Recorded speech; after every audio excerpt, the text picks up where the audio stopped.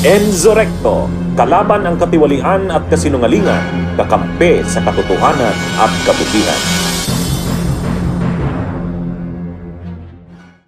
Naniniwala si Pangulong Ferdinand R. Marcos Jr. na kailangang investigahan ang pagkatao ni Banban Mayor Alice Guo. Suportado naman ito ng mga mambabatas. Kilala ko lahat ng mga tiga-Tarlac na politiko eh. Walang may kilala sa kanya.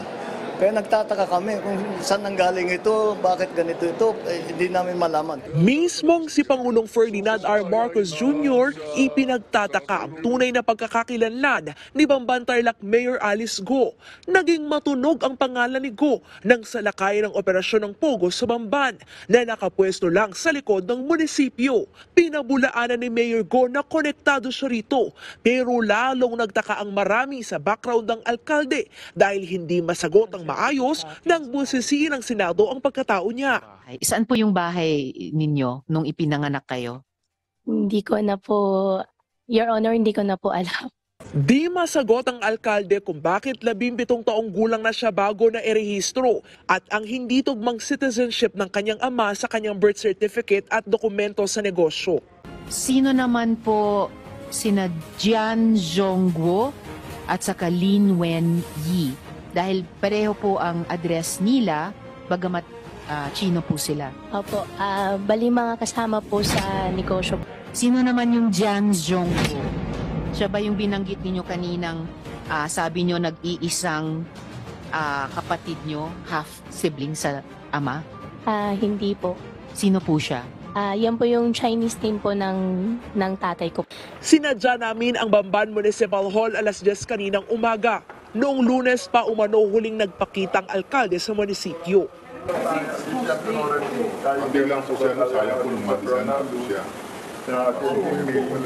Binalikan namin ang munisipyo kaninang tanghali dahil may post ang alkalde na tumanggap daw siya ng bisita sa kanyang opisina sa munisipyo, pero hindi namin siya nakita.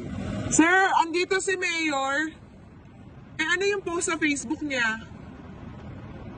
Ha? Pumunta po ba siya rito ngayon? Sa post niya kasi meron siyang winelcome eh. Kung malabo ang tunay na pagkakakilanlan ni Mayor Guo para sa ilang empleyado ng munisipyo. Super po, dedicated po siya talaga sa trabaho niya kasi hands-on po talaga siya. Minsan nga po, ginagabi siya hanggang kami uuwi na siya, hindi pa. Naniniwala po ba kayo na connected siya sa Pogo? Hindi po namin alam, pero hopefully ma'am, hindi naman po siya kasi mabait naman si Mayore. Dinayo namin ang barangay Virgen de los Remedios kung saan sinasabing nakatira ang alkalde. Hindi siya mayiwaga. Nakita ko na siyang dala-dalagita. 207, 208 kasi yun nga, inaasikaso yung sa barangay. Pumunta siya sa barangay, nagpapaalam. Yun may bago yung farm niya na dito.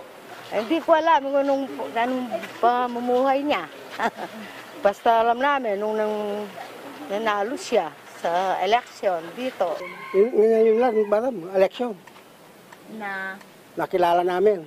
Kaya kailangan talagang imbestigahan. So kasabay sa Bureau of Immigration, pati siguro may mag-question na ng kanyang citizenship. Yun, lahat iimbestigahan natin yun. Kasama ang investigasyon ng mga hearing na ginagawa ng Senado. Suportado ito ng ilang mambabatas. Uusisain din ng Kamara ang Bureau of Immigration sa issue ukol kay Guo. Nanindigan si Pangulong Bongbong Marcos na hindi niya personal na kilala ang kontrobersyal na mayor ng Bamban Tarlac na si Alice Guo. Yan ay matapos maglutangan sa social media ang mga larawan ng Pangulo kasama si Guo. Ang sagot dyan ni PBBM, That proves nothing. You know how many pictures I take during a campaign? Siguro 1,000 sa isang araw. Lahat naman humingi ng selfie, hindi mo namang hinihindi yan. So, doesn't really mean anything. dagdag pa ni Pangulong Marcos, mas nakatuon ngayon ang investigasyon sa pagkakaugnay ni Guo sa ni-raid na Philippine Offshore Gaming Operation o POGO sa Bamban. We have been investigating the now defunct POGO installation. Hindi namin tinignan, it never came up. Hindi lumitaw yung issue ng citizenship, ng all of these things that came up. So yun ngayon ang tinitignan natin. Maging ang presidential sister na si Senator Amy Marcos, iniugnay rin sa alkalde. Nagkasama ang dalawa sa isang event ng DSWD. Sa isang text message sa News 5, hindi tinanggi ng senadora na nagkasama sila ni Guo. Pero gate niya, hindi raw sila close. Hindi rin nakaligtas ang mismong gobernador ng Tarlac sa pagkakaugnay kay Guo. Aminado naman si Tarlac Governor Susan Yap na nagkausap sila ni Guo bago ito umarap sa Senado. She was crying and she was saying, tatakot ako, syempre iba yung Senado, kaya ko bang harapin? You just said, be truthful, you prepare your documents. Depensa ni Yap, wala silang personal na relasyon ni Guo. I know her as a mayor and most of our engagement are of course work-related. She was introduced to me when she was seated as mayor na siguro mga a few months later, I think 6-8 months later. Ang political party naman ni Guo na National People's Coalition o NPC, wala pa umanong planong alisin sa partido ang kontrobersyal na alkalde. As of now, there's no talk to that effect. As I said, we will leave it to the chairman of the party in the province na nasasakupan nung Bamban Tarlac. Inirekomenda na rin ng DILG sa ombudsman na patawan ng preventive suspension si Mayor Guo para di raw impluwensyahan ng alkalde ang ginagawang investigasyon sa kanyang pagkakadawit sa iligal na operasyon ng Pogo sa kanilang lugar. Iginiit ni Pangulong Ferdinand Marcos Jr. nitong Sabado May 18 na ang muling paglabas ng mga litrato na kasama si Bamban Tarlac Mayor Alice Guo ay walang pinapatunayan o walang ibig sabihin. Nilinaw ni PBBM na marami ang katulad na larawan na kuha noong kanyang kampanya kung saan umaabot anya sa 1,000 na kada araw ang humihingi sa kanya ng selfie na hindi naman ito hinihindian. Dagdag pa nito, wala umanong politikong taga-Tarlac na nakakakilala sa nasabing alkalde. Samantala, binigyang diin ng Pangulo na nagsisimula pa lamang ang mga investigasyon kay Guo at ang kanyang posibleng pagkakasangkot sa isang defunct Pogo installation.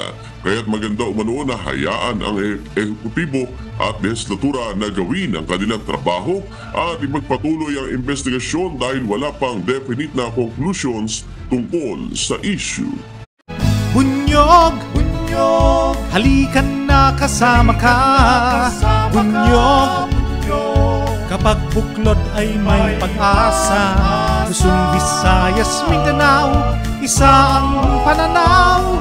Sa bagong Pilipinas ang bunyog isisigaw. Bunyog, bunyog, bunyog.